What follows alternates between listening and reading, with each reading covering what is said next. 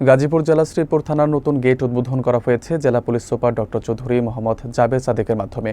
অনুষ্ঠানে কালিয়াকৈর সার্কেলের সহকারী পুলিশ সুপার ও শ্রীপুর থানার ওসি সহ বিভিন্ন রাজনৈতিক ও সামাজিক সংগঠনের প্রতিনিধিরা উপস্থিত ছিলেন।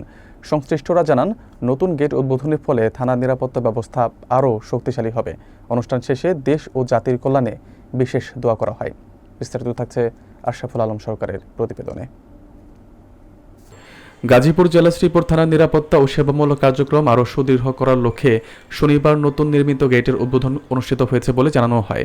জেলা police super doctor Chowdhury Mohammad Jaber Sadek প্রধান অতিথি হিসেবে উপস্থিত থেকে এর উদ্বোধন করেন। উদ্বোধনী অনুষ্ঠানে কালিয়াকৈর সার্কেলের সহকারী পুলিশ সুপার মেরাজুল ইসলাম, শ্রীপুর থানার অফিসার ইনচার্জ মোহাম্মদ আব্দুল বারিক পিপিএম সহ থানার অন্যান্য পুলিশ সদস্যরা উপস্থিত ছিলেন। পাশাপাশি স্থানীয় রাজনৈতিক ও সামাজিক সংগঠনের নেতৃবৃন্দ এবং বিভিন্ন পেশার গণ্যমান্য ব্যক্তিরা অনুষ্ঠানে যোগ দিয়ে নতুন গেট উদ্বোধনকে স্বাগত জানান।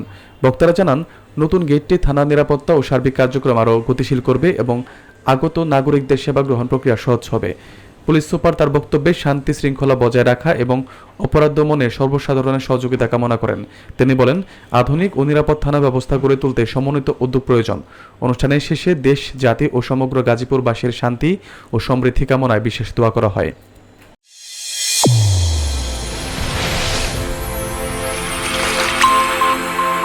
চ্যানেল A1 হৃদয়ের স্পন্দন।